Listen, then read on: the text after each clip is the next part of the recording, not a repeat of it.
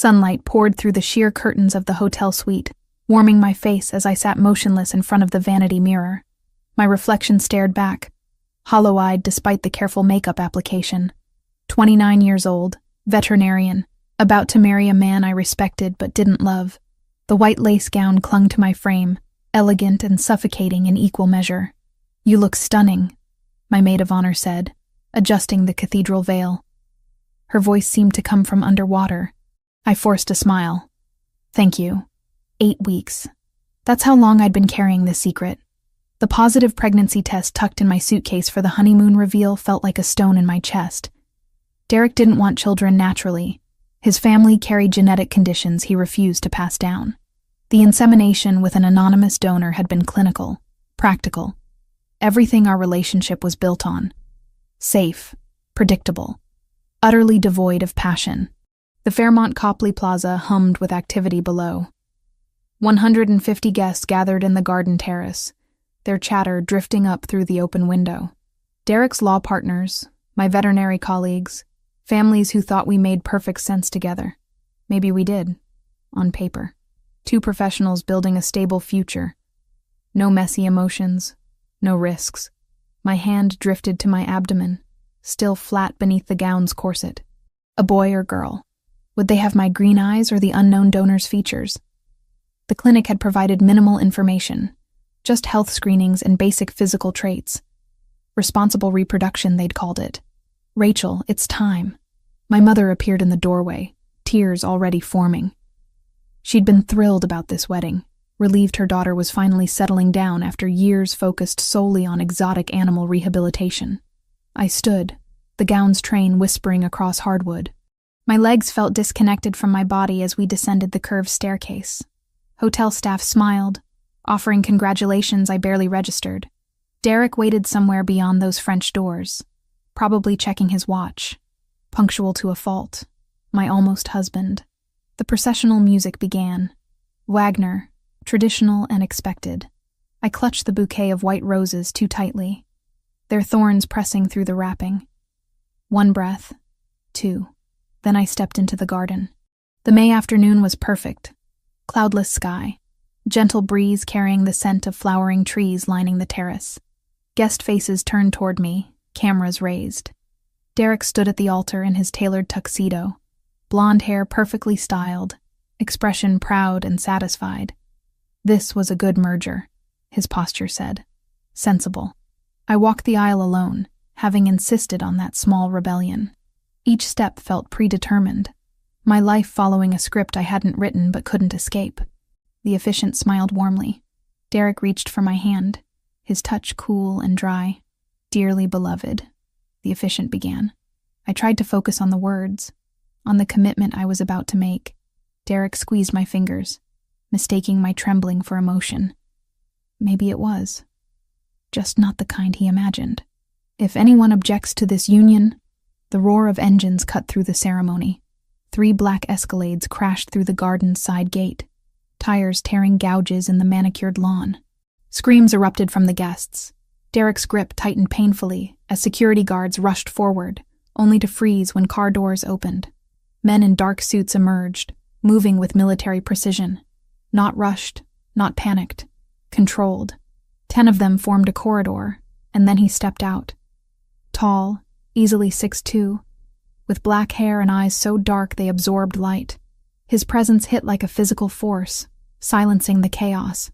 He wore a charcoal suit that probably cost more than my gown, cut to emphasize broad shoulders and a frame built for violence. A thin scar bisected his left eyebrow, the only flaw in otherwise devastating features. He looked like he'd been carved from marble by an angry god, and he was looking directly at me. Rachel Morgan. His voice carried across the terrace, accented with something Mediterranean. Italian, maybe. Each word pronounced with careful precision. "Step away from him." Derek moved in front of me, finally finding his voice. "What the hell is this?" "Security." The hotel's guards had their hands on their weapons but didn't draw. Something about these men, their stillness, their readiness, made even armed professionals hesitate. The stranger kept walking, his men flanking him. Guests scattered. Someone sobbed, but he never broke eye contact with me. My heart slammed against my ribs. Fear, and something else I couldn't name, flooding my system. "You don't know me," he said, stopping 5 feet away. "But you're carrying my child." The world tilted. Derek's hand fell from mine. The officiant backed up, clutching his Bible. My mother gasped from somewhere in the crowd. "That's insane," I managed, voice barely audible. "I've never seen you before in my life. Riverside Fertility Clinic, 8 weeks ago." He reached inside his jacket. 2 of his men shifted, hands visible and empty to show he wasn't pulling a weapon. He withdrew an envelope, extended it toward me. "There was an error, not an accident. Your procedure used my genetic material. The clinic is compromised, connected to people who want to hurt me. Which means you're in danger. Right now." Derek exploded. "This is harassment. You're threatening her. I'm saving her." Those dark eyes finally left mine, fixing on Derek with something close to pity. "You can't protect her from what's coming." "I can." "Rachel, get behind me," Derek ordered, but his voice wavered. He was a litigator, comfortable in courtrooms, not facing down men who radiated lethal capability. I couldn't move, couldn't process. My baby, the tiny cluster of cells I'd already started loving, belonged to this stranger? Impossible. The clinic had protocols, safeguards. "I don't believe you," I said, but my voice cracked. His jaw tightened. "You don't have time to believe me. Look." He pointed past the garden wall. A black sedan I hadn't noticed before sat idling on the street beyond. Its windows were tinted, but I felt eyes watching, predatory and patient. "They've been following you for 3 weeks," he said. "Waiting for today. Isolated location, minimal security during your honeymoon. You would have disappeared, and your fiancé would have spent years searching for a body he'd never find. You're insane." But my skin prickled. Had I been followed? Those odd moments of feeling watched while grocery shopping. The car that seemed to appear behind mine too often. I'd dismissed it as wedding stress. The stranger's phone buzzed. He glanced at it, expression hardening. "We're out of time." Gunfire shattered the afternoon. The sedan's door opened and muzzle flashes sparked.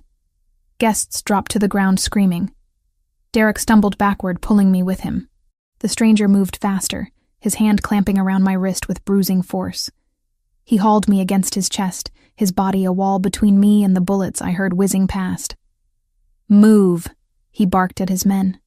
They formed a protective shell, returning fire with weapons that appeared in their hands like magic. Professional, economical shots. The sedan's windshield spiderwebbed. Someone inside shouted in a language I didn't recognize. I couldn't breathe, couldn't think. My ears rang from the gunfire. The stranger's arm was steel around my waist, dragging me toward his vehicle. I tried to resist, heels skidding on grass. "Let me go." "Your choice." His voice was hard at my ear. "Come with me and live, or stay here and watch everyone you love die in the crossfire. Decide now." Derek lay on the ground, covered by an overturned table, face white with terror. My mother crouched behind a planter, hands over her head. Another burst of gunfire sent chips of stone flying from the hotel's facade. A waiter crumpled, clutching his shoulder. The stranger wasn't asking. He was stating facts with the certainty of someone who'd seen this play out before. I stopped fighting. He lifted me effortlessly, my gown tangling around my legs as he carried me to the Escalade. The door was already open. He placed me inside with surprising gentleness, then slid in beside me, barking orders in Italian. The door slammed. The vehicle surged forward. Through the window, I watched my wedding dissolve into chaos. Derek staggering to his feet. My mother searching the crowd, probably for me. The sedan peeling away, pursued by 2 of the stranger's vehicles. The Fairmont's garden, a war zone. My veil caught on a chair like a ghost. "Seatbelt," the stranger said, his voice returning to that controlled calm. I stared at him. My hands shook too badly to manage the buckle. He reached across, his movements efficient and impersonal, clicking it into place. His cologne was subtle, expensive. Leather and something darker. His knuckles were scarred. "Who are you?" I whispered. He met my eyes, and I saw something flicker in their depths. Regret, maybe, or resignation. Luca Valentasi. He leaned back, blood seeping through his sleeve where a bullet had grazed him. He didn't seem to notice. And for the next few months, you belong to me. The Escalade merged into traffic, and my old life disappeared behind us. I woke to unfamiliar silence. No traffic sounds, no city hum. Just birds and the distant whisper of wind through trees. For a moment, I floated in confusion before memory crashed down. The wedding. Gunfire. Luca Valentasi dragging me into his vehicle while my life exploded behind me. I shot upright in bed, heart hammering. The room around me was beautiful and wrong. Cream walls, hardwood floors gleaming with morning light, furniture that looked antique and expensive. A window showed manicured gardens and high stone walls topped with cameras. My wedding gown lay draped over a chair, streaked with grass stains and smelling of gunpowder. I was still wearing the slip underneath, nothing else. Someone had removed my shoes, unhooked the corset. Panic spiked through my chest as I checked. But the slip was intact, undisturbed. Small mercies. The door was solid oak with an old-fashioned handle. I tried it. Locked, of course. I crossed to the window, tested it. Also locked. And the glass felt too thick to be normal. Reinforced, probably bulletproof. The garden below was empty except for a man in a dark suit walking the perimeter speaking into a radio. Security. Prison guards by another name. Breathe. I forced air into my lungs, pressing my palms flat against the cool glass. 8 weeks pregnant, kidnapped by a stranger claiming the baby was his, trapped in a mansion that looked like something from a colonial postcard. This wasn't real. Couldn't be.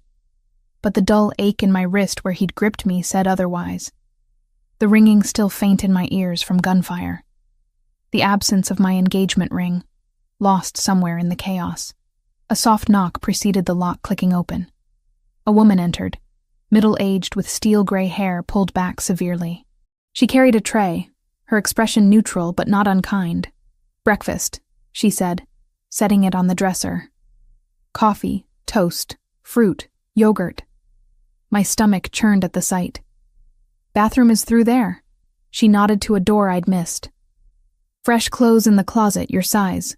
Mr. Valentasi will see you when you're ready." "I'm not ready," I said, voice hoarse. "I want to leave." Something flickered in her eyes. "Pity, maybe. Ring the bell when you want to come down." She indicated a small brass bell on the nightstand. "Someone will escort you." She left before I could respond. The lock engaged with a soft snick. I didn't touch the food. Instead, I explored my cage systematically. The bathroom was marble and chrome, stocked with unopened toiletries. The closet held clothes in my exact size, jeans, sweaters, practical shoes. Someone had done their homework. The thought made my skin crawl. How long had Luca Valentasi been watching me? Planning this? I dressed mechanically, choosing jeans and a loose sweater that hid my still flat stomach. Splashed water on my face, tried to tame my hair. The woman in the mirror looked haunted. Good. She should be. The bell stayed silent. I wouldn't summon my captors like a trained animal. An hour passed. 2. My defiance felt increasingly stupid as hunger gnawed at my stomach and the baby I carried. Finally, I rang the bell once, sharp and angry. A different guard appeared, younger, but just as silent. He gestured for me to follow, staying 2 steps behind as we descended a curved staircase. The house was stunning. All high ceilings and understated wealth. Original art on the walls, Turkish rugs muffling our footsteps. Old money or very good taste paired with new money. We stopped at double doors. The guard knocked, waited for a response, then opened them and stepped back. Luca Valentasi stood behind a massive desk in what was clearly a library. Floor-to-ceiling bookshelves lined 3 walls, filled with leather-bound volumes. A 4th wall was windows overlooking the garden, sunshine streaming through to illuminate him like some Renaissance painting. He'd changed into casual clothes, dark jeans and a black shirt with sleeves rolled to his elbows. The bandage on his forearm was the only sign of yesterday's violence. "Sit." He indicated a leather chair across from the desk. I stayed standing. "I want to go home." "You don't have a home anymore." He opened a folder, began laying out photographs on the desk with methodical precision. The moment I took you from that wedding, you became a target. Going back puts everyone you know at risk. You did this. The words burst out, sharp with rage. You destroyed my wedding, terrified my family. You're the threat here. No. He looked up, those dark eyes pinning me in place. I'm the solution to a problem you didn't know existed. Come here. Look. I didn't want to obey. Didn't want to step closer to this man who radiated danger like heat from a flame. But something in his voice, a resignation, made me move. The photographs were surveillance images. Me leaving my apartment, walking through Boston Common, entering the veterinary clinic where I worked. And in every single photo, circled in red, was a man. Different clothes, different positions, but the same face. Sharp features, light eyes, watching me. His name is Ardit Krasniki, Luka said. Albanian organized crime. He's been tracking you for 3 weeks. My throat went dry. I picked up one photo, dated April 23rd. I remembered that day, stopping for coffee before work. The feeling of eyes on my back. Why? I whispered. Luka pulled out another folder, thicker. He opened it, revealing medical documents. Riverside Fertility Clinic letterhead. My name on patient forms. And then, genetic testing results that made my vision blur. 3 years ago, I stored genetic material at Riverside, he said, voice flat and clinical. Standard procedure before high-risk operations in my line of work. The clinic's director, Dr. Arben Krasniki, is Ardit's cousin. They accessed my samples, identified me. When you came in for your procedure 6 months ago, they saw an opportunity. I sank into the chair, legs suddenly unable to hold me. They switched the samples. On purpose. Yes. He slid the genetic test across.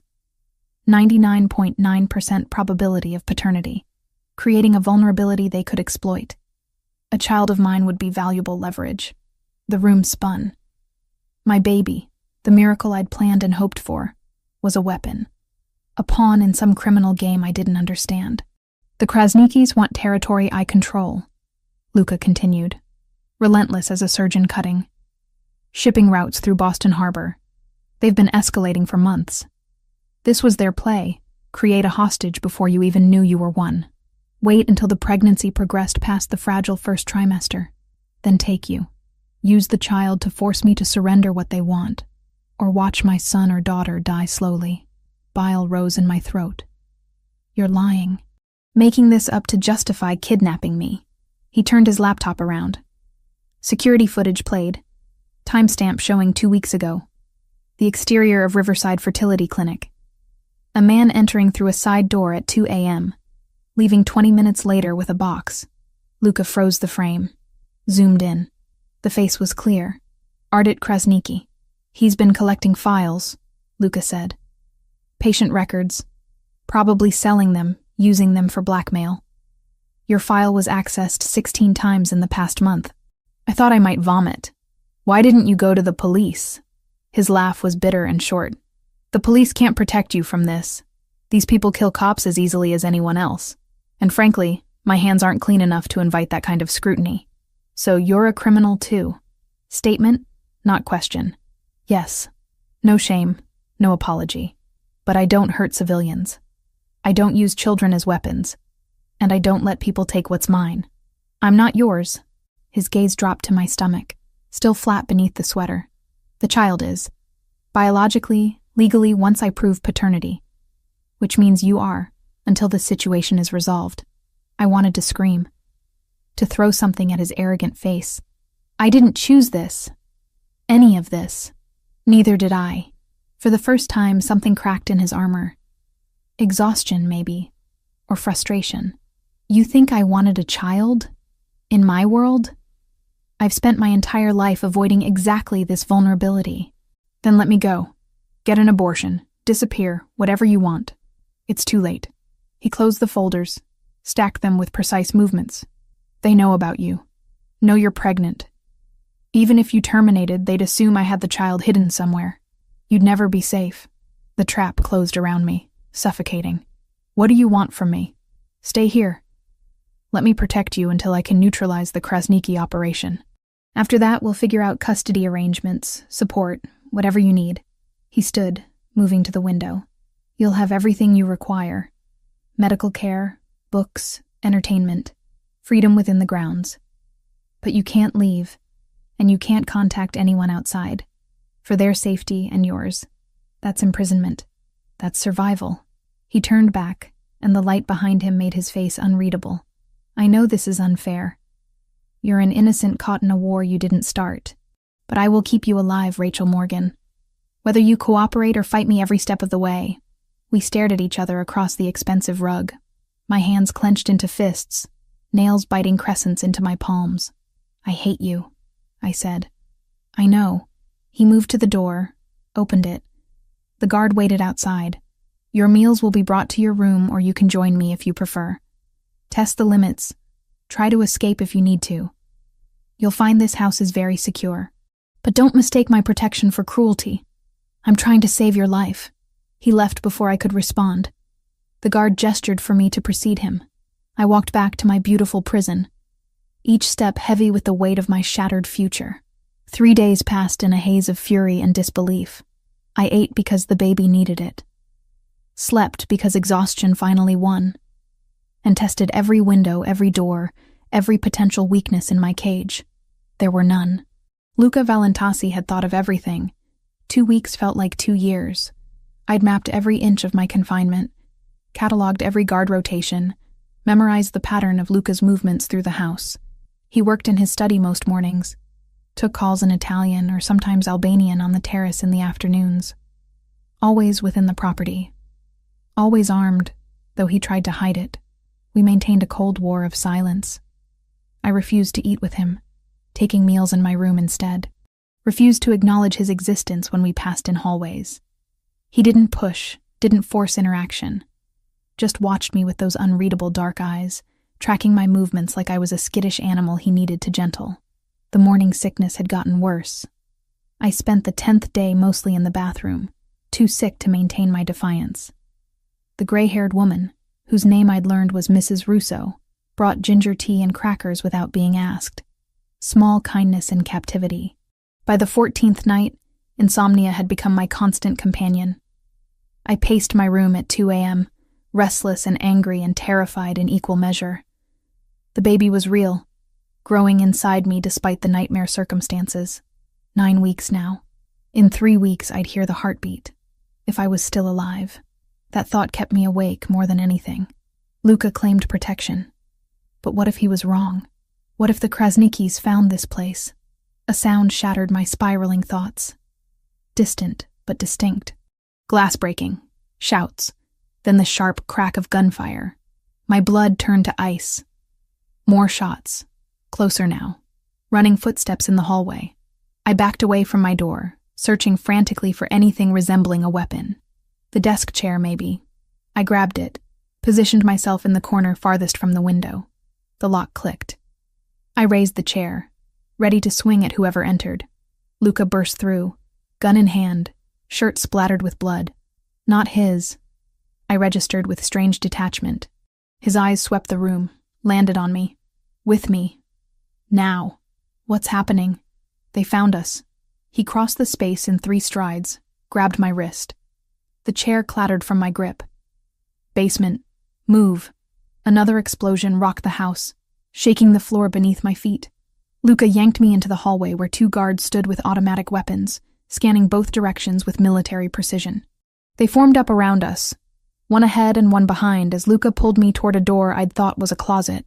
He opened it to reveal stairs descending into darkness. Gunfire echoed from downstairs, closer, mixed with shouting in that same language I didn't understand. Albanian, probably. The Krasnikis had come. We descended quickly, my bare feet slapping against concrete. The basement was reinforced, I realized. Steel-lined walls, heavy door at the bottom, a panic room. Luca shoved me inside. The space was maybe 10 by 12, lined with monitors showing security feeds of the house and grounds. I watched in horror as men in dark tactical gear swarmed the garden, engaging with Luca's people. Muzzle flashes lit up the night like deadly fireflies. How many? One of the guards asked, weapon trained on the door we just entered through. At least 12, Luca replied, checking his gun's magazine. Maybe more. Matteo, you stay with her. Radio if anything changes. You're going back out there? The words escaped before I could stop them. He looked at me, and something flickered across his face. It's my house. My people. I don't hide while they fight. You'll get killed. Worried about me, Dr. Morgan? The ghost of dark humor touched his mouth. I've survived worse. I'm worried about being trapped in a basement if you die and they get in. Practical. Cold. Safer than admitting the spike of genuine fear I'd felt seeing him covered in blood. His expression hardened. They won't get through Matteo. And if somehow they do, there's a tunnel. Far corner, behind the shelf unit. It leads to a garage 3 blocks away. Keys are in the lockbox. Code is your birthday. That stopped me. How do you know my birthday? I know everything about you. He moved to the door, paused. Stay quiet. Stay alive. We'll talk when this is over. Then he was gone, back up into the chaos. The guard, Matteo, locked the door behind him and took position in front of it, weapon ready. His face was young, maybe 25, but his hands were steady. I sank onto the bench against the wall, pulling my knees to my chest. On the monitors, I watched hell unfold. Bodies fell on both sides. Luca appeared on one screen, moving through the first floor with lethal efficiency.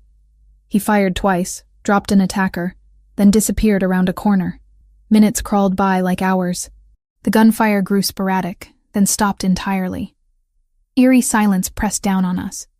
Matteo's jaw was tight, finger resting alongside his trigger guard. Is it over? I whispered. Don't know. The radio crackled. Luca's voice, rough and breathless. Matteo. Status. Secure. She's safe. Keep her there until I give the all clear.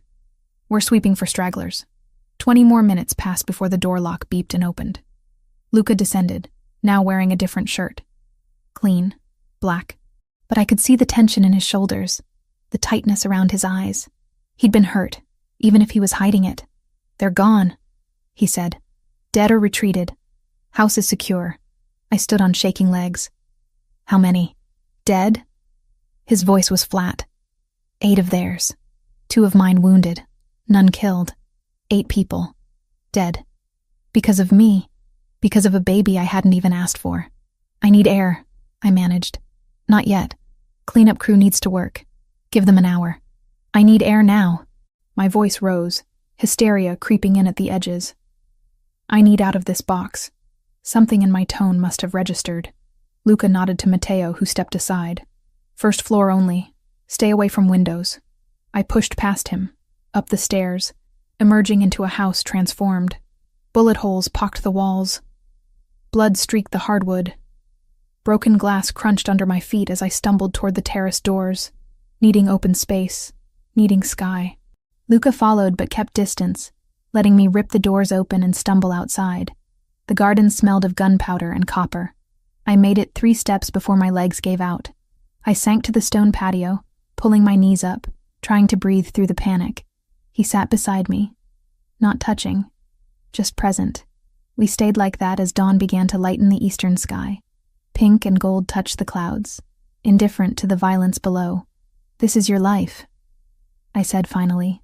Death and blood and never feeling safe. Yes, and you brought a child into it. His hands clenched. I didn't bring anything.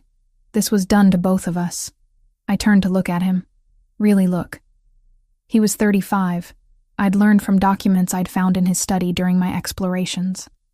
Successful, powerful, feared, and utterly alone in a fortress he'd built against a world that wanted him dead.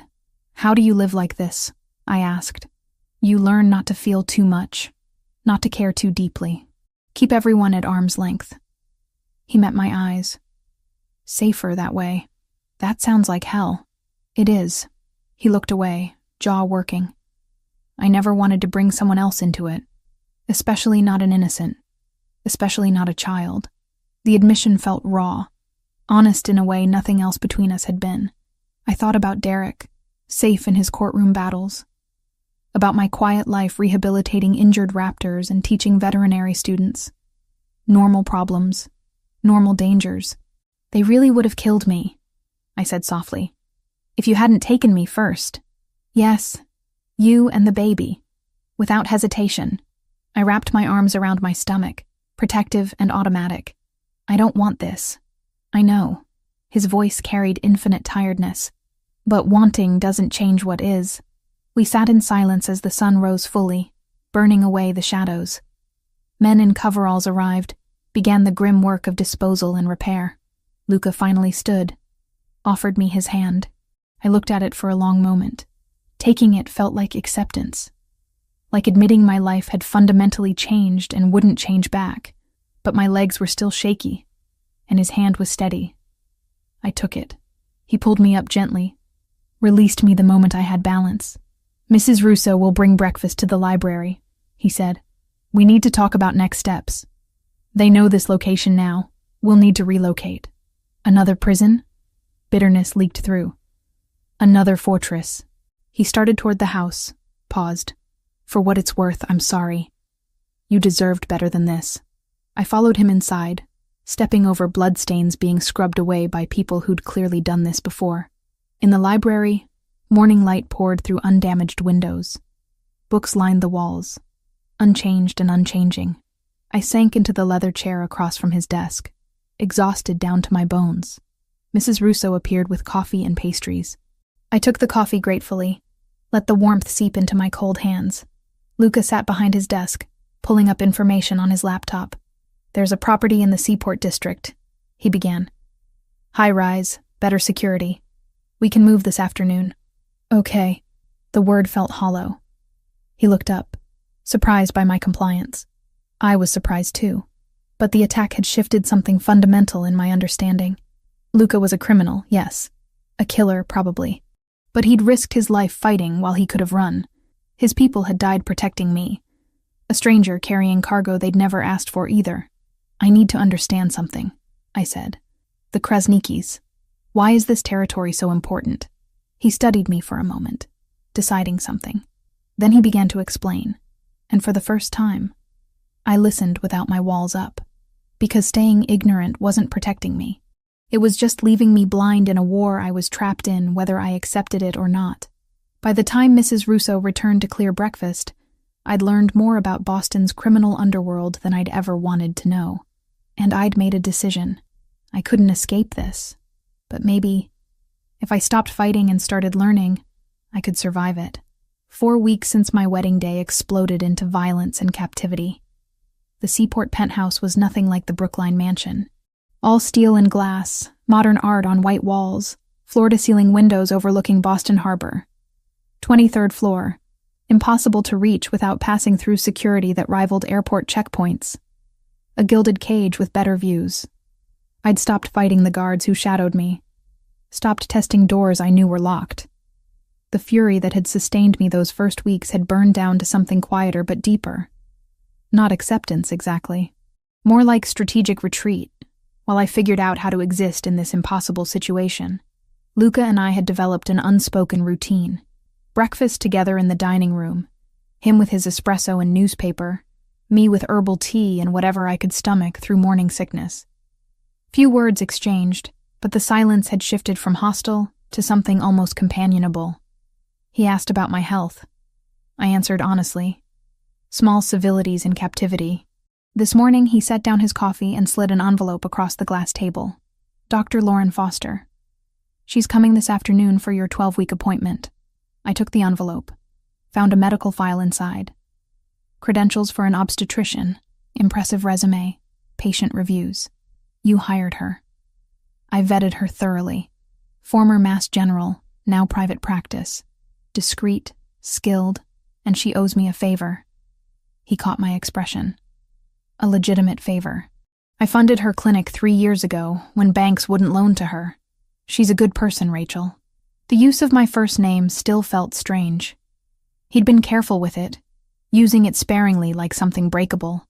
I'd noticed I'd started thinking of him as Luca rather than Valentasi or my captor. Small shift. Seismic implications. Will you be there? I asked. Something flickered in his eyes. Uncertainty, rare on him. Do you want me there? I considered. A month ago, the answer would have been an immediate no. Now, the thought of hearing the heartbeat alone felt wrong. This baby connected us whether we wanted it or not. Biology didn't care about circumstances. Yes, I said quietly. His shoulders relaxed fractionally. Then I'll be there. Dr. Foster arrived at 2 p.m. A woman in her early 40s with warm brown eyes, and an efficiency that put me at ease immediately. Luca had converted one of the spare bedrooms into a medical suite, complete with an ultrasound machine that probably cost more than most people's cars. Rachel Morgan. She shook my hand, grip firm and professional. Luca tells me you've had quite the month. I glanced at him where he stood near the door, arms crossed. That's one way to put it. Well, let's make sure baby is doing well despite the stress. She gestured to the examination table. Hop up. We'll start with basics and then take a look. The exam was thorough. Blood pressure slightly elevated, but not concerning given circumstances. Weight steady. She asked questions about symptoms, diet, sleep patterns. Normal medical care in deeply abnormal circumstances. Everything looks good so far, Dr. Foster said, prepping the ultrasound. This will be cold. The gel hit my abdomen and I flinched. She pressed the transducer below my navel, angling it with practiced precision. The screen flickered to life, showing grainy gray and black shapes I couldn't decipher. Then she adjusted something, and suddenly, I could see it. Tiny form, impossibly small, moving with jerky energy. Head, body, little limbs that seemed to wave at us, and the flicker in the center, rapid and strong. There's the heartbeat, Dr. Foster said, turning up the volume. The sound filled the room. Quick rhythm like horses galloping, thrumming with life. My breath caught. That was real. A person, growing inside me despite everything. Despite clinic conspiracies and mafia wars, and a father I'd met 4 weeks ago. I looked at Luca. He'd moved closer without my noticing, standing at my shoulder, eyes locked on the screen. His expression was unguarded for once, showing something raw and vulnerable. Wonder, maybe.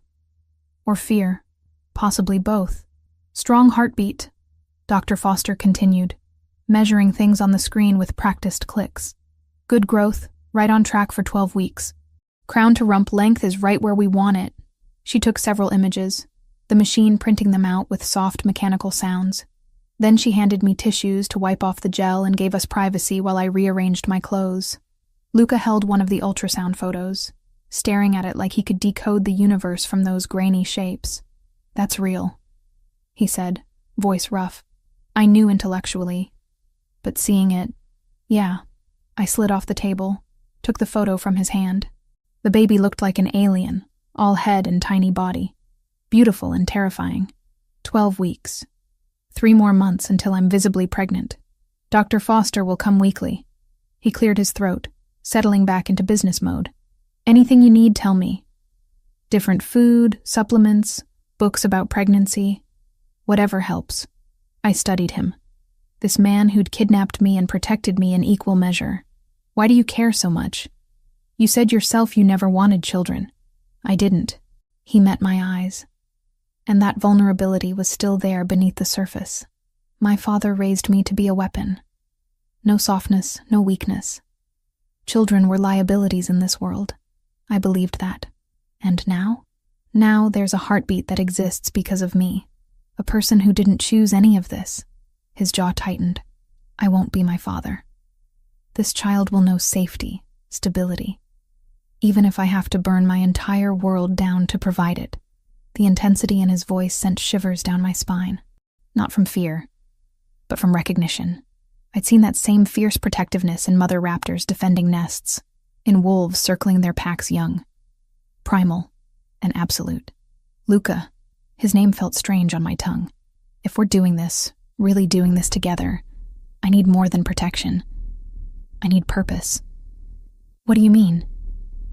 I'm a veterinarian. I've spent 7 years learning to help animals, and now I sit in this apartment doing nothing while my career disappears.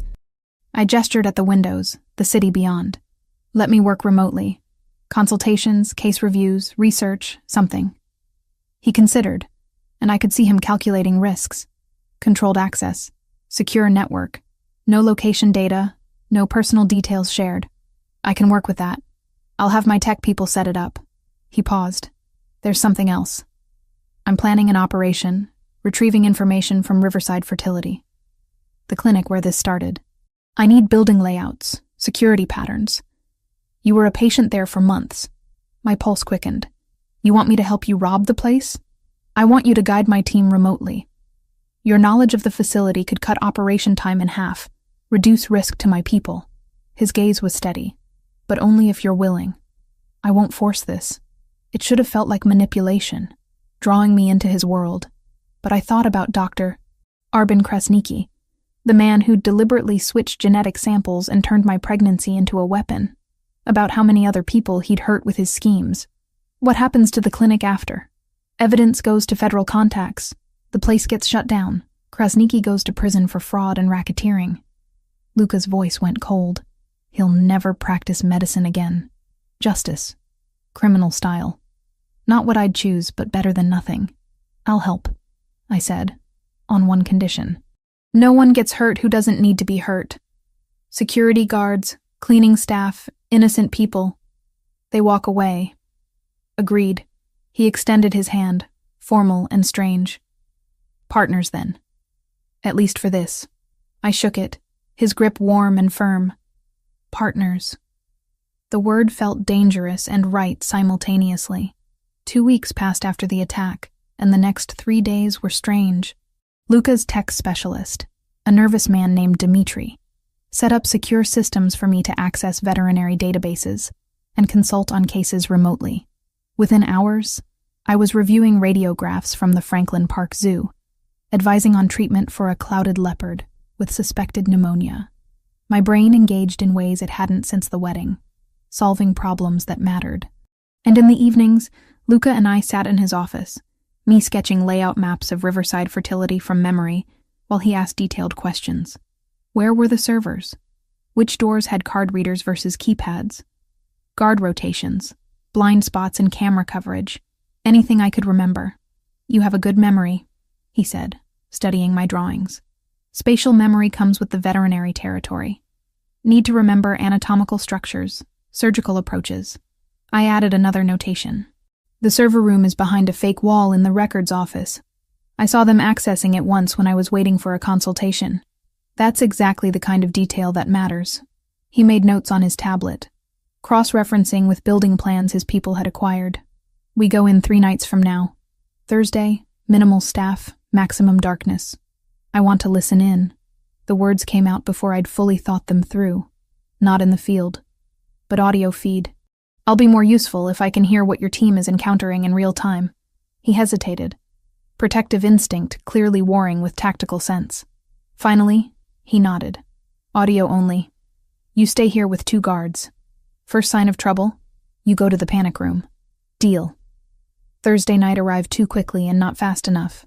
I sat in Luca's office, headset on, watching security feeds from cameras his people had planted. 5 men in tactical gear moved through Riverside's parking lot at 11 p.m., silent as ghosts. Luca's voice came through clear and low. Dimitri, we're at the south entrance. Rachel, is this the door by the billing office? I pulled up my mental map. Yes. Card reader, but it's old. Should be easy to bypass.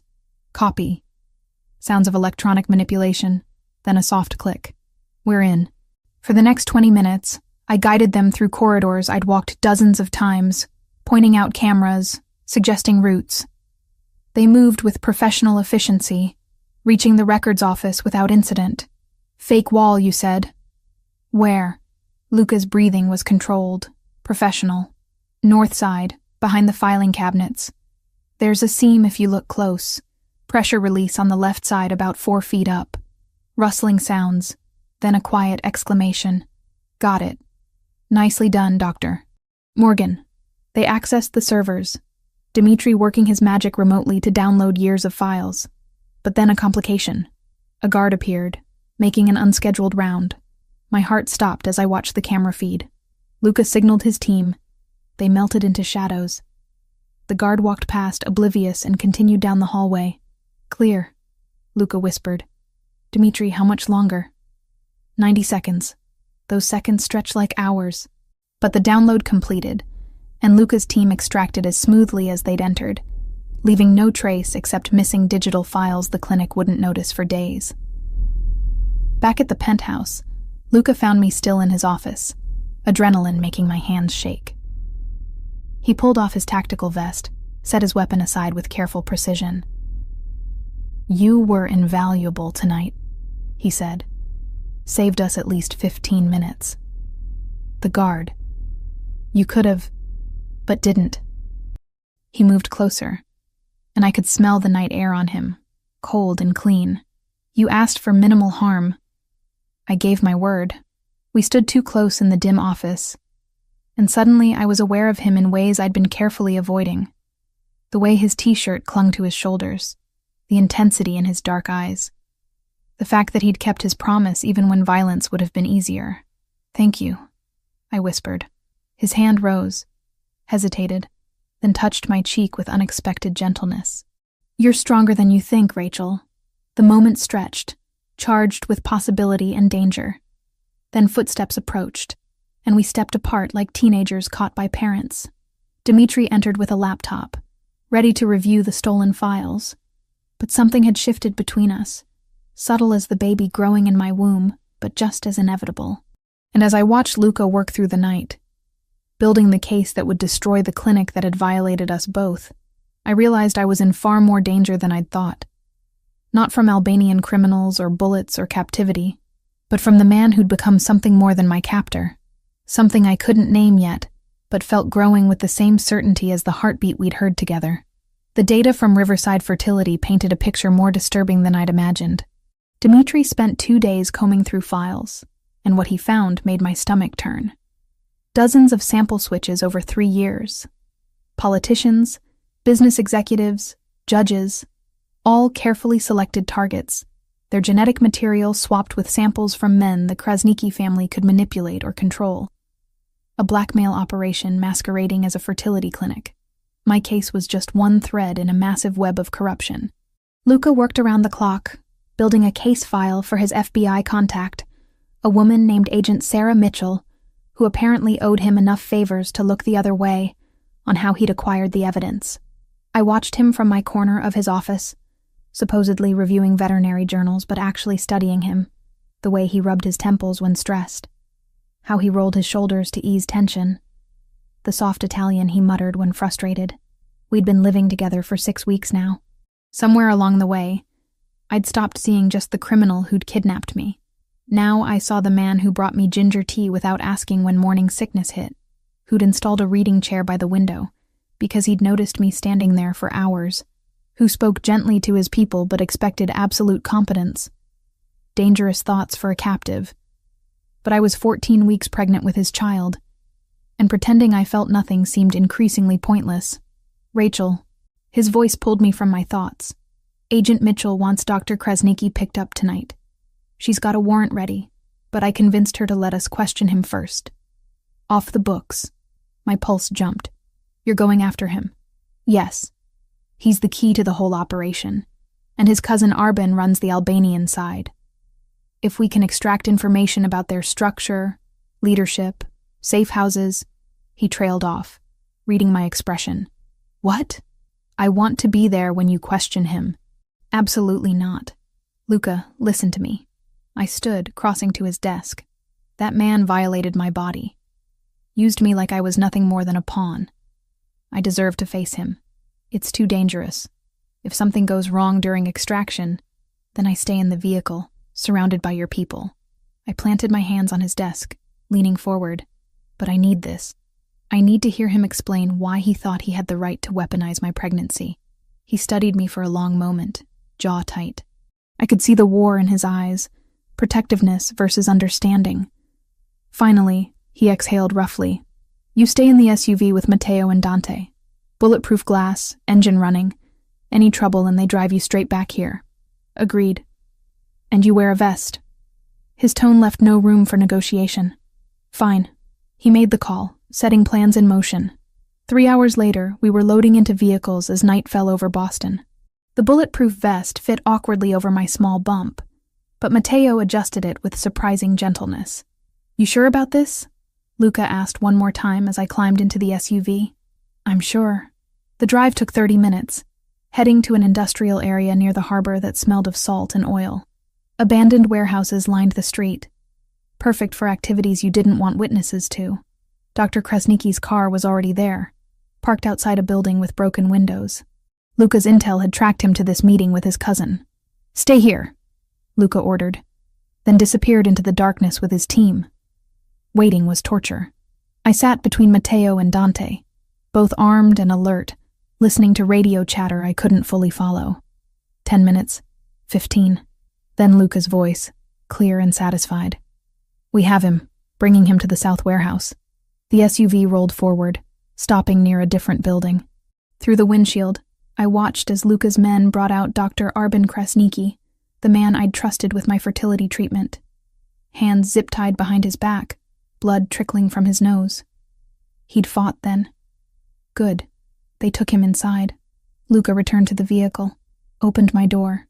He's secured. "If you're doing this, it's now." I climbed out on shaking legs, let him guide me toward the warehouse. The interior was mostly empty, except for support columns, and in the center, under harsh portable lights, Dr. Krasnicki tied to a chair. His eyes widened when he saw me. "Ms. Morgan." His accent was thicker than I remembered. "You're alive. I heard you'd been taken by the man whose child I'm carrying. Thanks to you." My voice came out stronger than I felt. "Did you think I wouldn't find out?" Something flickered across his face. Fear, yes, but also calculation. He was still looking for angles, ways to manipulate the situation. "It was business," he said. "Nothing personal. You were chosen because you fit the profile. Single, professional, desperate enough for a baby that you wouldn't ask too many questions." The casual cruelty of it hit like a physical blow. Luca's hand touched the small of my back, steadying. "Who ordered the switch?" Luca asked, voice deadly soft. "Your cousin Agron?" Krasnicki's silence was answer enough. Luca nodded to one of his men, who produced a tablet showing the evidence they'd compiled. Sample logs, financial transfers, communications. The doctor's face went ashen as he realized how thoroughly they'd unraveled his operation. "The FBI has all of this," Luca said. "Your clinic is finished. Your medical license gone. Prison is guaranteed. But how long you stay there, how many additional charges get filed, that depends on what you tell us now. I want immunity. A deal. You're not in a position to negotiate." Luca leaned forward. "Where is Agron Krasnicki? Where does he operate from?"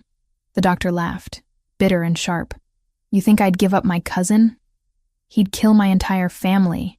He's already planning to kill you." Luca pulled up something on his phone, turned it toward Krasnicki. "Intercepted communication from this morning. Agron considers you a liability after the Brookline attack failed. He's cleaning house, eliminating anyone who could connect him to illegal activities." I watched blood drain from the doctor's face as he read whatever Luca was showing him. His hands clenched, plastic zip ties cutting into his wrists. "Lynn," he finally said, voice breaking. "There's a compound in Lynn near the harbor. Fortified guards. That's where Agron runs things." Luca gestured to Dmitri, who began typing furiously on a laptop. "Address."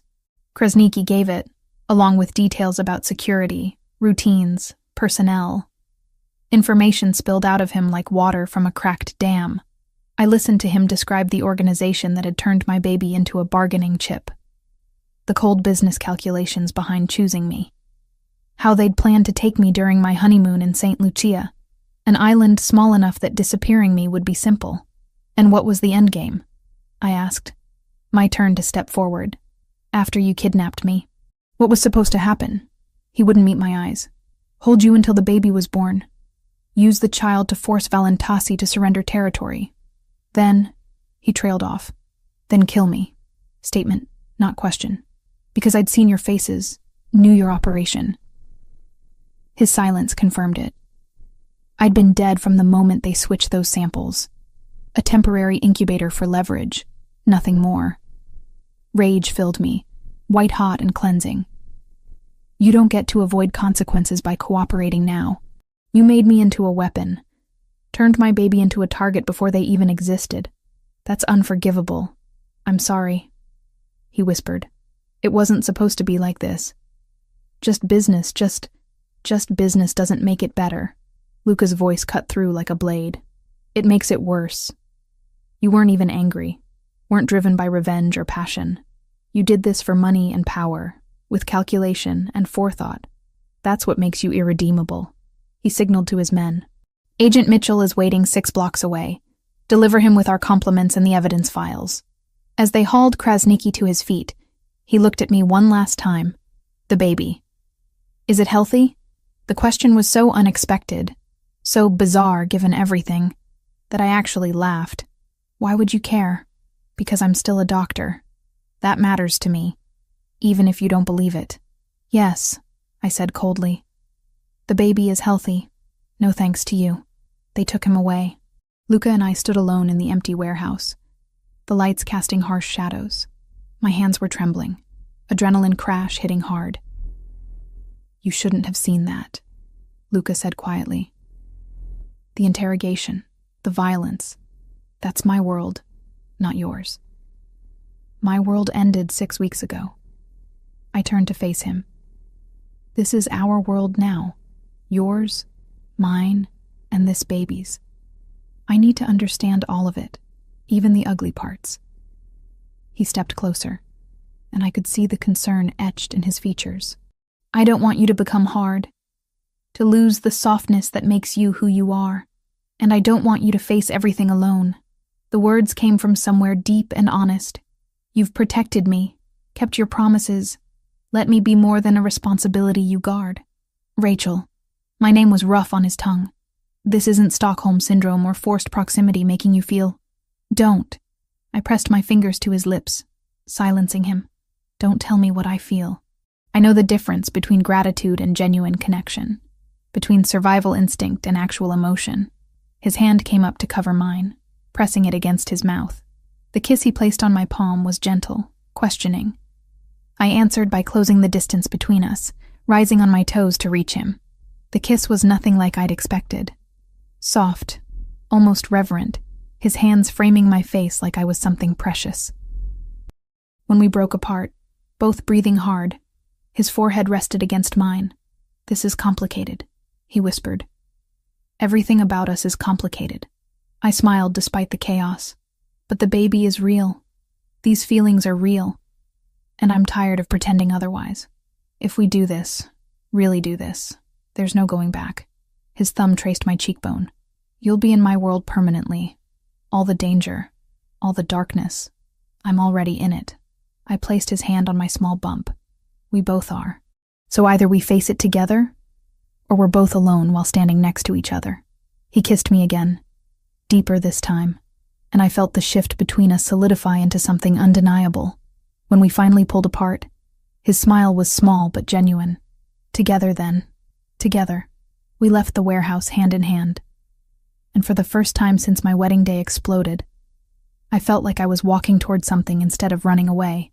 The SUV waited, Matteo and Dante carefully not noticing how close Luca and I stood. On the drive back to the penthouse, his hand stayed wrapped around mine, thumb tracing absent patterns on my wrist. Whatever came next, whatever dangers the Krasniqis still posed, we'd face it as partners. Not captor and captive. Not just genetic parents, but something even more powerful.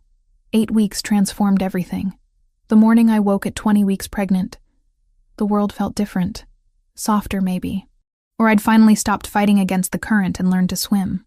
Luca was already awake, sitting by the window with coffee and his tablet, reading through reports in the gray pre-dawn light.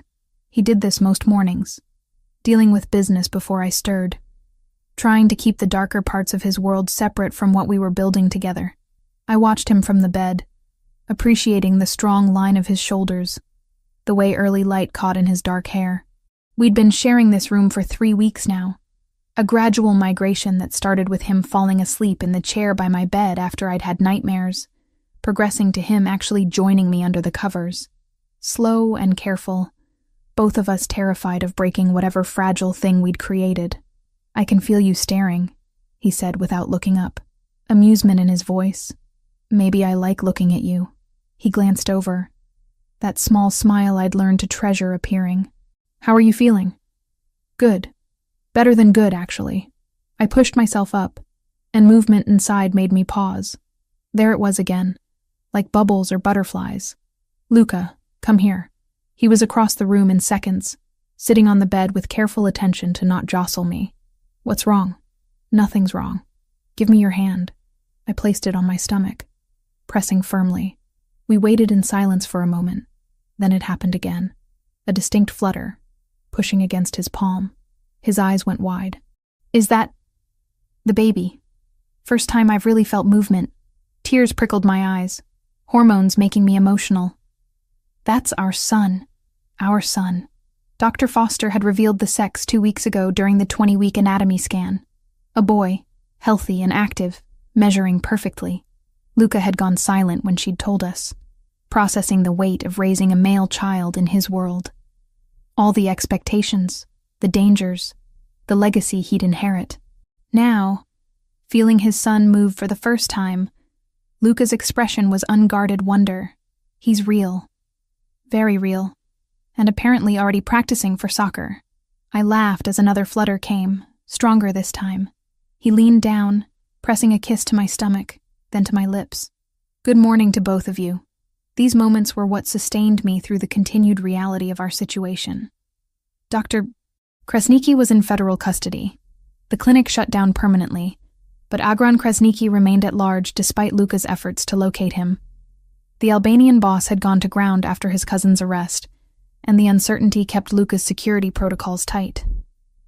I was still a prisoner, just a willing one now. My gilded cage came with a man I was falling dangerously close to loving. The morning passed normally. I consulted remotely on a case involving a sick snow leopard at the zoo. Luca handled his various business interests from the office. We'd developed comfortable domesticity, strange as that sounded. Lunch together, discussing baby names. Afternoon walks on the penthouse's private terrace, his hand protective on my lower back. At 5 p.m., I was reading when an explosion shattered the peace. The entire building shook. Glass rained from somewhere below. Alarms screamed to life, shrill and panicked. Luca appeared in the doorway, already armed, face set in grim lines I hadn't seen since Brookline. Car bomb, front entrance. He pulled me up, grabbed a go bag from the closet. We're evacuating. Now. How did they find us? I don't know, but we're not staying to ask questions. He led me toward the back hallway where a service elevator waited. Matteo and 2 other guards already in position. This goes to the parking garage. Vehicles ready. We crowded into the elevator, descending rapidly. My heart hammered against my ribs, one hand pressed protectively over my bump. The baby kicked, responding to my adrenaline. I'm scared too, I thought. The parking garage was chaos. Residents evacuating, security personnel trying to maintain order. Luca's SUV waited by the emergency exit, engine running. He hustled me toward it, guards forming a protective box. Then the second explosion hit. This one was closer, massive, tearing through the garage's south wall with a roar of fire and concrete. The shockwave threw me forward into Luca, who caught me and kept us both upright through sheer force of will. Debris rained down, a chunk of concrete smashing the windshield of a nearby car. Move! Luca shoved me into the SUV, climbed in after me. Matteo was already in the driver's seat, punching the gas before the door fully closed. We burst through the emergency exit as a third explosion rocked the building behind us. In the rearview mirror, I watched smoke pour from the structure we'd called home. People streamed onto the street, fire trucks approaching with sirens wailing. They really wanted us dead, I said, voice shaking. They want me dead, Luca corrected grimly. You're collateral damage they're willing to accept. Matteo drove with controlled urgency through Boston streets, following evasive patterns Luca directed. No one spoke except to give directions. The magnitude of the attack was sinking in. 3 coordinated explosions meant planning, resources, willingness to kill dozens of innocent people just to get to one man. Where are we going? I finally asked. Brookline. The mansion's been rebuilt with upgraded security. Luca was on his phone, barking orders in Italian. It's the most defensible location I have. 25 minutes later, we pulled through gates I'd last seen 6 weeks ago. The house rose before us, restored to its former glory but with subtle differences. More cameras, reinforced windows, guard posts that hadn't existed before. Luca had transformed it into a fortress. Inside, the familiar layout brought strange comfort. Mrs. Russo appeared, taking my bag with practiced efficiency. "Your room is ready, Ms. Morgan." Same as before. But I didn't want the same as before. "I'm staying with Luca." He looked at me, surprised, then nodded. "Second floor. Master suite." We climbed the restored staircase. The master bedroom was large, decorated in masculine tones of navy and gray, but Luca immediately began adjusting things. Opening curtains to show me the view, checking the attached bathroom, ensuring I was comfortable. "Luca?" I caught his hand, stilling his nervous energy. "Sit with me. Please." We sat on the edge of the bed, and I could feel the tension radiating from him. "I'm sorry," he said quietly. "This is exactly what I feared. You. Caught in crossfire. In danger because of me. Because of Agron Krasniki," I corrected. "This started with him, not you.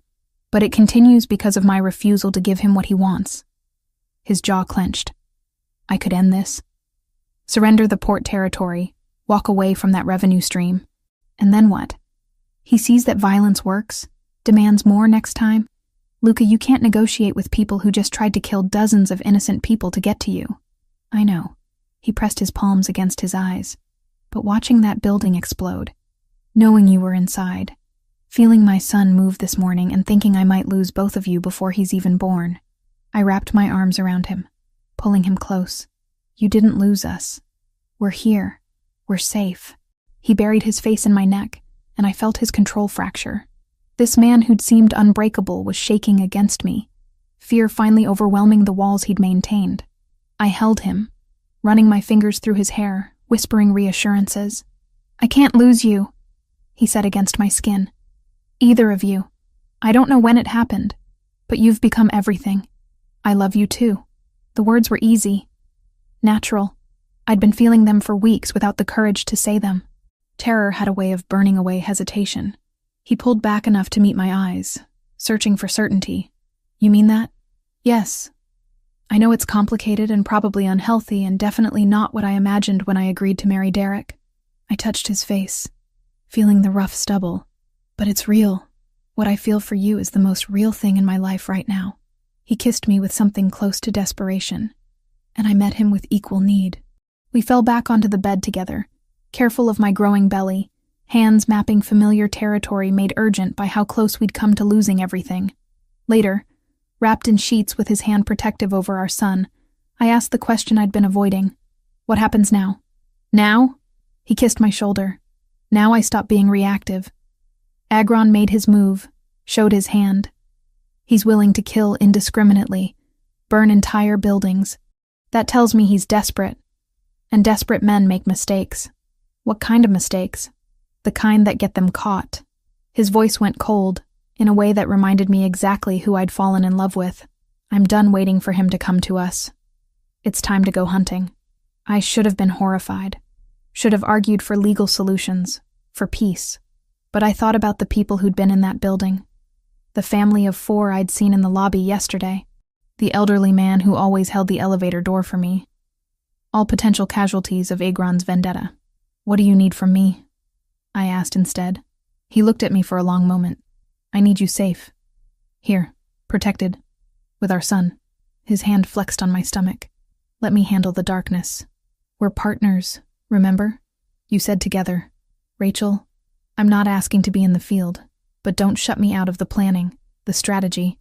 Don't go back to treating me like cargo you're protecting." I shifted to face him fully.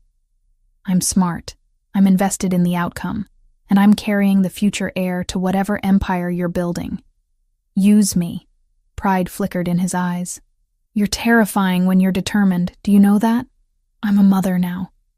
Even before he's born, I'm his mother. And I will burn the world down to keep him safe." I kissed him softly.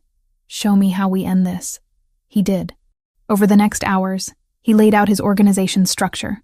the intelligence they'd gathered, the various options for locating Agron Krasniki. I listened, asked questions, and slowly began to see the strategy forming. Not just a hunt, but a trap. Using Agron's desperation against him, drawing him out where Luca's people could end this permanently. It was brutal. It was necessary. And it was the only way our son would grow up without this threat hanging over him. When exhaustion finally claimed me near midnight, I drifted off with Luca's arm around me, our son kicking gently between us, and plans for violence dancing through my head like lullabies. I should have been disturbed by how easily I'd adapted to this world. But survival demanded adaptation, and love demanded protection, so I'd become whatever I needed to be to keep my family safe, even if that meant becoming someone I wouldn't have recognized 6 months ago, standing in a wedding dress and believing my biggest problem was lack of passion in my marriage. That woman was gone, burned away by gunfire and car bombs and the fierce love growing in my chest alongside my child. In her place stood someone harder, someone dangerous, someone worthy of standing beside Luca Valentasi and calling him partner. And tomorrow, we'd start hunting. 4 weeks in the Brookline mansion passed with military precision. Luca's people gathered intelligence while I grew larger and more determined. At 24 weeks, our son was active enough that Luca could feel him kick from across the room when I sat certain ways, life persisting despite the violence circling us. The break came from an unexpected source. One of Agron Krasniki's lieutenants, a man named Valmir, reached out through back channels requesting protection in exchange for information. He was tired of the escalating violence, tired of working for a boss who'd become increasingly erratic and willing to sacrifice his own people. Luca arranged the meeting with characteristic caution, but what Valmir revealed changed everything. Agron wasn't in Lynn anymore. He'd relocated to a warehouse compound in Chelsea after the seaport bombing, paranoid that his previous location had been compromised. More importantly, he was planning another attack, this time targeting the mansion directly with enough firepower to level it completely. When? Luca asked, voice deadly calm. 3 days. Maybe 4. Valmir looked haunted. He's bringing in specialists from overseas, Russians. They don't care about collateral damage. After Valmir left with protection detail assigned, Luca and I stood in his study looking at maps of Chelsea. The warehouse was fortified, surrounded by Agron's people. A direct assault would be costly and might fail. We needed him to come to us, but on our terms. The gala, I said suddenly. Luca looked up. What gala? New England Aquarium is hosting their annual conservation fundraiser next week. I was invited to speak 6 months ago, before everything happened. I pulled up the email on my tablet, forwarded from my old account that Dimitri monitored. It's a public event, lots of witnesses, but also lots of isolated areas in the aquarium itself. If Agron thinks I'll be there, vulnerable and visible, he won't be able to resist. Luca studied the invitation, mind clearly calculating angles.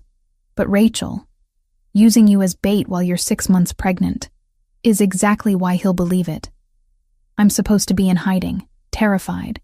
If I suddenly appear at a public event, it looks like arrogance or stupidity. Either way, he'll come. I moved to stand beside him, pointing at the aquarium's layout. The Deep Ocean exhibit has limited access points. We control the environment, have your people positioned as guests and staff. He walks into our trap instead of us walking into his. He was quiet for a long moment, and I could see the war in his expression. Every protective instinct screamed against it, but tactically it was sound. Finally, he nodded. Heavy security. Bulletproof vest under your clothes. Extraction plan if anything goes wrong.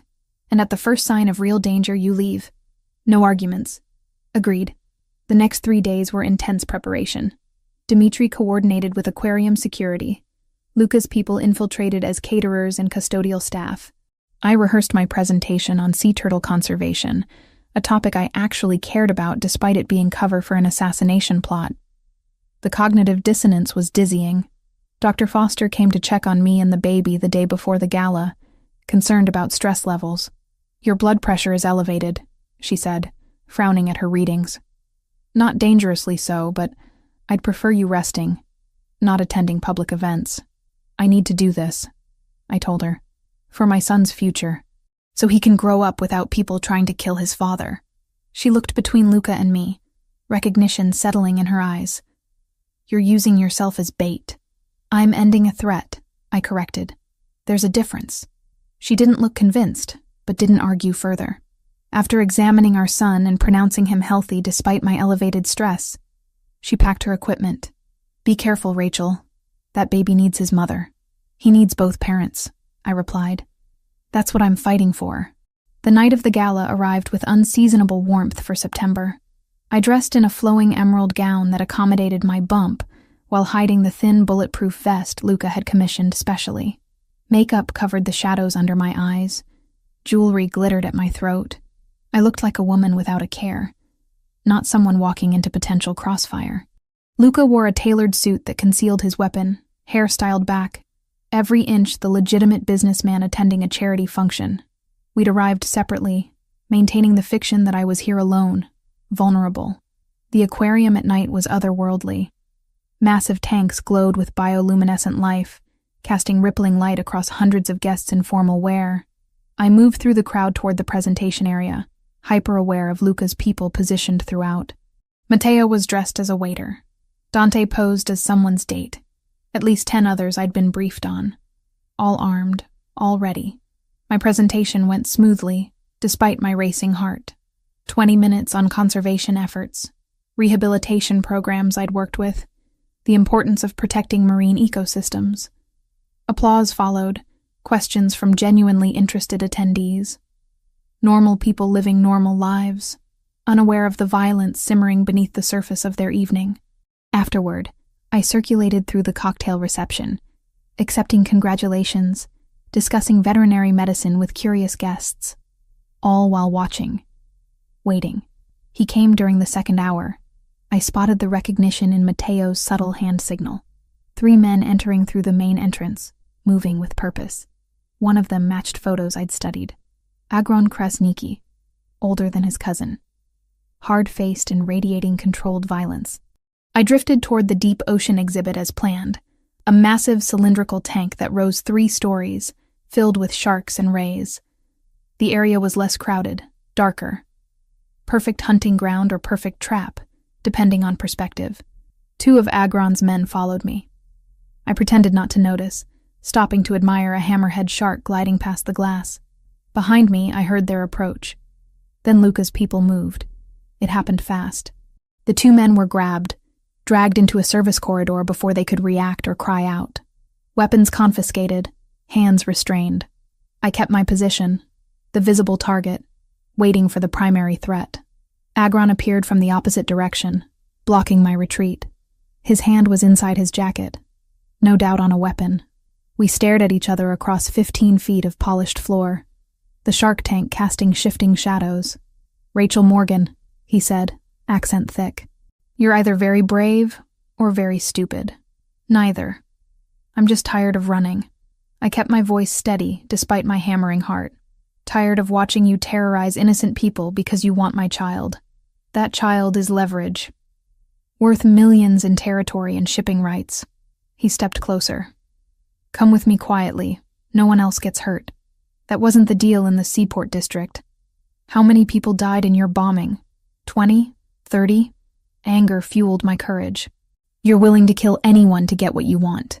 Business requires sacrifice. Another step. You should understand that by now. Being Valentasi's whore. The word struck like a slap, but I held my ground. I'm not his whore. I'm his partner. And you made a mistake coming here tonight. You think you've trapped me? He laughed, pulling his weapon. I have 6 men in this building. More outside. You're the one trapped. Are you sure about those numbers? Luca's voice came from behind Agron, cold and final. Because we've already neutralized 4 of your people. The other 2 are currently being escorted to federal custody. It's just you now. Agron spun, weapon rising, but he was surrounded. Luca directly behind him, Matteo and Dante flanking, 4 other guards cutting off all escape routes. The aquarium's public areas were distant enough that no civilians would hear or see what happened next. You're outplayed, Luca said softly. Lower the weapon or die here. Your choice. For a moment, I thought Agron would choose death. Saw the calculation in his eyes, the pride warring with survival instinct. Then he slowly lowered the gun, let it clatter to the floor. "Smart," Luca said. Matteo moved in, securing Agron's hands behind him with practiced efficiency. "Now you're going to tell me where your remaining operations are. Who's still loyal to you? What resources you have left?" "Everything. Go to hell." Luca smiled, and it was terrifying. "We can do this the easy way or the interesting way. I'm patient." They started to take him toward a service exit, but Agron's eyes locked on me. "You think you've won? That child will grow up in blood. He'll see what his father really is. And it will destroy him. Better that than growing up kidnapped by you," I replied. "Better anything than your version of the world." Luca moved between us, blocking Agron's view of me. "Get him out of here." Interrogation site beta. He turned to me as they dragged Agron away, expression softening. "Are you all right?" "I'm fine. Is it over?" "Not yet." He took my elbow gently, guiding me toward another exit. "I need to question him, find out who else might continue his operations. But yes, the main threat is neutralized. Our son can grow up without this hanging over him." We slipped out through kitchen passages, avoiding the main event still happening above. In the SUV waiting at the service entrance, I finally let myself collapse against the seat, adrenaline crash hitting hard. Luca climbed in beside me, pulled me close. "You were incredible," he said into my hair. "Terrifying and perfect." I was terrified, I admitted. But it worked. It worked. He pulled back enough to kiss me gently. "Thank you for being brave enough to see this through." We rode back to Brookline in silence, holding hands, the weight of the evening settling over us. Hours later, after Luca returned from interrogating Agron and handed him to federal authorities with all the evidence needed to put him away forever, we lay in bed together. Our son kicked against Luca's palm, already responding to his father's voice. "What happens now?" I asked. The same question from weeks ago, but with different weight. "Now we live," he kissed my shoulder. "Build a life that's more than survival. Figure out how to be actual parents instead of people united by crisis." That sounds nice. I laced my fingers with his. Domestic and boring. I don't think we're capable of boring. His hand covered our son protectively. But we can try peaceful. 2 weeks later, Derek showed up requesting a meeting. I met him at a cafe in Cambridge, neutral ground with 2 of Luca's guards watching from a distance. His eyes widened immediately when he saw me, visibly pregnant now, 6 months along. Before he spoke, a distance. He looked thinner, older. The news had covered the seaport bombing, the arrest of Albanian organized crime figures. He'd put the pieces together. "I wanted to see if you're all right," he said, voice careful. "After everything, I'm alive, pregnant, getting married to the father of my child. Direct and honest. How are you?" "Processing." He stirred his coffee without drinking it. "I thought he'd kidnapped you. Coerced you into everything. He saved my life." I touched my bump gently. "And yes, it started as captivity, but it became something else. Something real." Derek absorbed that quietly. "Do you love him?" "Yes." No hesitation. "More than I thought possible." He nodded slowly. "Then I'm glad you're safe. Glad you found something genuine, even if it destroyed what we had. What we had was never real," I said gently. "We were building security, not passion. You deserve someone who loves you completely. That was never me." "I know." A sad smile touched his face. "Goodbye, Rachel. Have a good life." "You too." I watched him walk away, closing the final chapter of my old existence.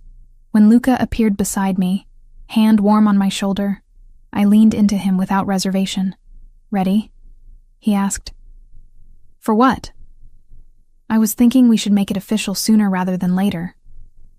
He pulled out a small velvet box, opened it to reveal a simple platinum band with a single emerald. "Marry me. Really marry me this time. Just us and people who matter." I looked from the ring to his face, seeing vulnerability beneath the confidence. "Yes."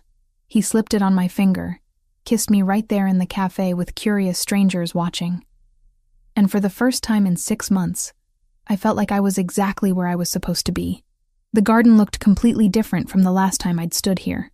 8 months ago, this lawn had been torn by vehicle tires, stained with blood, hosting the destruction of my planned wedding. Now it was pristine, decorated with white flowers and simple elegance. 30 people sat in chairs facing an arch woven with ivy and roses. People who mattered. People we actually wanted to witness this. I stood in the mansion's library, watching through the window as guests arrived. 36 weeks pregnant, moving required strategy and assistance. The wedding dress had been custom-made by a designer who understood that elegance and a massive belly could coexist. Champagne silk that flowed over my bump, capped sleeves, simple lines, hair loose and natural because Luca liked it that way. The emerald engagement ring caught light as I adjusted my dress one more time. "You look beautiful," Mrs. Russo said from the doorway, tears already forming. She'd become something like a mother figure over these months, teaching me Italian phrases and how Luca took his coffee. He's a lucky man. I'm the lucky one. And I meant it. Against all odds, despite the violence and chaos and impossible circumstances, I'd found something real. Dr. Foster appeared, making one last check. Blood pressure is good. Baby's heartbeat is strong. Try not to stand for too long. And for the love of all that's holy, do not go into labor during your ceremony. I'll do my best. I touched my stomach where our son pressed against my ribs, always active during important moments. Hear that? Stay put for a few more hours. Matteo appeared at the door, looking uncomfortable in a formal suit. "It's time, Ms. Morgan, or soon-to-be Mrs. Valentasi." I took a deep breath, accepted his offered arm, and walked through the mansion toward the garden. The late afternoon light was golden. Perfect. Music played softly, acoustic guitar covering a song I didn't recognize but found beautiful. Guests turned as I appeared, but I only had eyes for Luca. He stood beneath the arch in a charcoal suit, hands clasped in front of him, expression unguarded in a way few people ever saw. Vulnerable and fierce simultaneously. As I walked toward him, his eyes never left mine, and I could see everything in his face.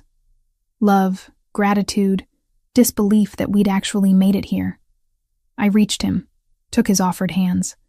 They were warm and steady, grounding. The officiant, a judge who owed Luca favors but seemed genuinely moved, began.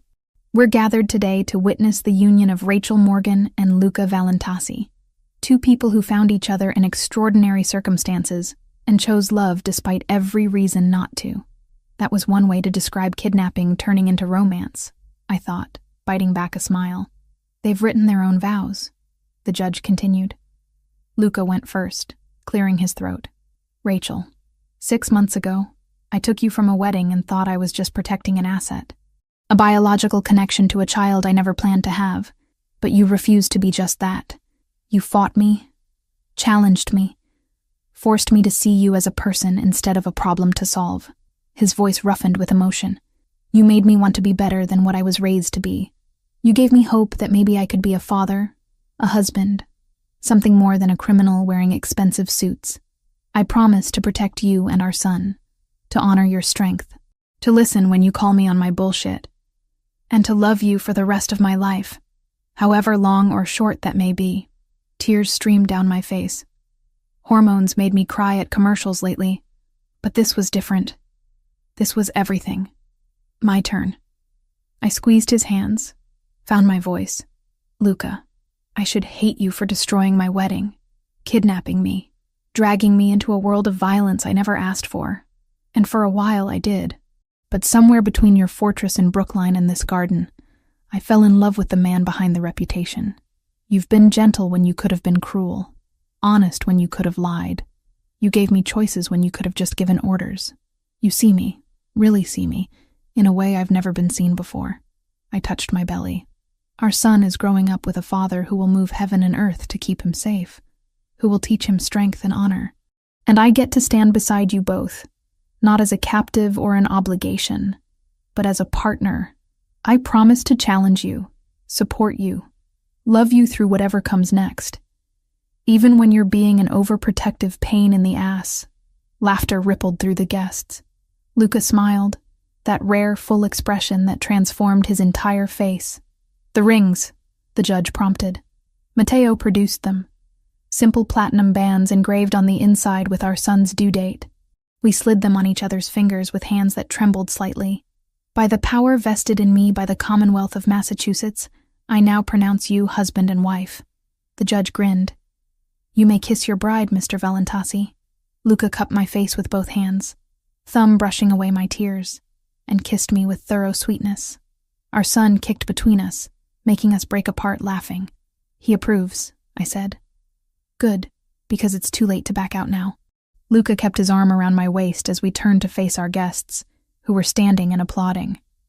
The reception was simple. Dinner under string lights as evening fell. Toasts from Mateo, who told embarrassing stories about Luca that I stored away for later use. From Dr. Foster, who joked about the medical impossibility of our relationship working.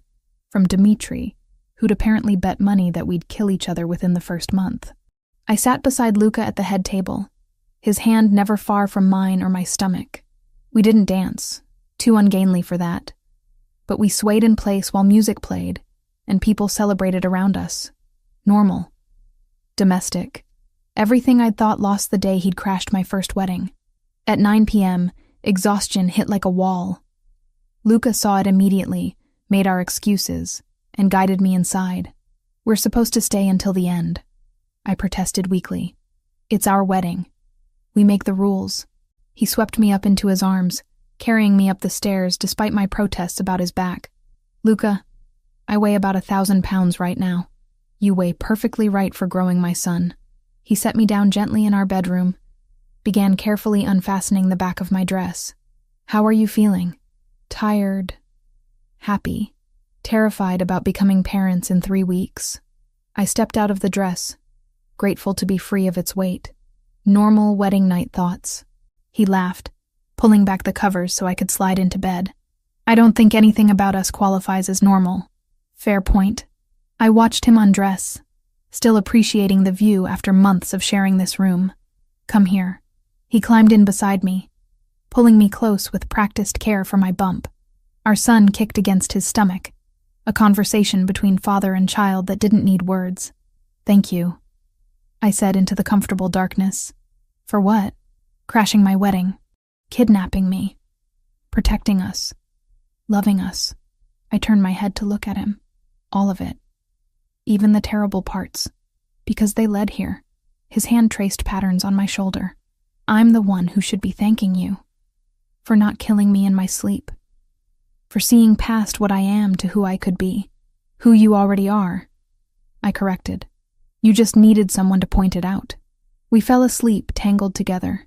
Peaceful in a way that would have seemed impossible when this all started. 2 weeks later, at 3 a.m, contractions woke me. I lay there timing them for 20 minutes before shaking Luca awake.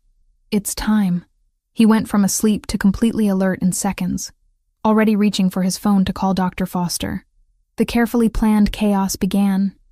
Hospital bag grabbed, security team mobilized, vehicle brought around. By the time we reached Mass General, my contractions were 5 minutes apart and getting serious. Labor was nothing like I'd imagined. Longer, more painful, more intense. Luca stayed beside me through all of it, letting me crush his hand, murmuring encouragement in Italian and English, being exactly what I needed without me having to ask. 12 hours after arriving, at 3:17 p.m., Thomas Luca Valentasi entered the world screaming his displeasure at 8 pounds, 2 ounces. They placed him on my chest immediately, tiny and perfect, and ours. "He's beautiful," Luca said, voice thick with wonder. He touched Thomas's tiny fist, which immediately wrapped around his finger. "Look at him." I couldn't look away. Our son, the baby who'd started as a biological weapon and became the center of everything. Dark hair like his father. My nose. A face that was uniquely his. He stopped crying as skin-to-skin contact calmed him, little mouth working as he tried to figure out this bright, cold world. "Hi, baby," I whispered. "We've been waiting for you." The next few days were a blur of exhaustion and overwhelming love. Thomas feeding every 2 hours, learning to navigate parenthood's basics, visitors coming and going. Luca was revelation, utterly transformed by fatherhood. He changed diapers with focused concentration, rocked Thomas through fussy periods, sang Italian lullabies his mother had sung to him. We brought Thomas home to Brookline on a Tuesday afternoon. The nursery was ready, painted with a mural of exotic animals I'd commissioned, a safari theme for our improbable little family. That first night, we stood over his crib together, watching him sleep with the intensity of people who'd fought to give him a safe world. We did it, I said softly. He's here and safe and ours. We did. Luca pulled me against his side. Thank you. For him. For us. For everything. 6 months passed in a blur of sleepless nights and perfect moments. Thomas grew, thrived, developed a personality that was stubborn and sweet in equal measures. I opened a new veterinary practice specializing in exotic animal rehabilitation, working part-time while raising our son. Luca gradually transitioned more of his business interests to legitimate ventures, reducing the danger that came with his world. It wasn't perfect. Security remained necessary. There were still threats, still challenges, but we faced them together, partners in every sense. On a mild October evening, I stood in my clinic office holding Thomas while examining radiographs of a red-tailed hawk's wing. He babbled at the images, reaching for them with chubby hands. 6 months old and already curious about everything. Your mama helps birds, I told him. Maybe someday you'll help them too. The clinic door opened and Luca appeared, early to pick us up. He crossed the room, kissed me, then took Thomas, who immediately grabbed his father's collar. How was your day? He asked. Good. Fixed a hawk's wing, consulted on a snake's respiratory infection, normal stuff. I began packing up. How was yours? Tedious meetings about shipping contracts. Legal shipping contracts, he emphasized with a smile. Very boring. Good. Boring is good. We drove home together, Thomas babbling in his car seat, discussing nothing important and everything that mattered. Dinner waiting at home, bedtime routines to navigate, a million tiny details that made up a life. Later, after Thomas was asleep and we sat on the terrace watching Boston's lights twinkle in the distance, I leaned against Luca's shoulder. Do you ever regret it? I asked. That day you crashed my wedding? He considered seriously. I regret the pain it caused you initially. The fear, the loss of choice. But the outcome? He turned to meet my eyes. Getting you, getting Thomas, building this life? No. I could never regret that. Good. I kissed him softly. Because I don't either. Even the terrible parts brought us here. Made us into this. We sat in comfortable silence, two people who'd found each other in chaos and built something beautiful from the wreckage. Our son slept peacefully inside, unaware of the violence that had preceded his existence. He'd grow up knowing security, love, parents who'd move mountains to protect him. My wedding day had exploded into violence and impossible claims. A man I'd never met had declared me his, had pulled me from my planned life into his dangerous world, and somehow, impossibly, it had become the best thing that ever happened to me. Life had a strange way of working out, I thought, lacing my fingers through Luca's. We were an unlikely pair, built from kidnapping and biology and choices made under pressure, but love didn't care about circumstances. It just cared about truth. And the truth was simple. We were family, imperfect, complicated, forged in fire, but ours, completely and eternally ours.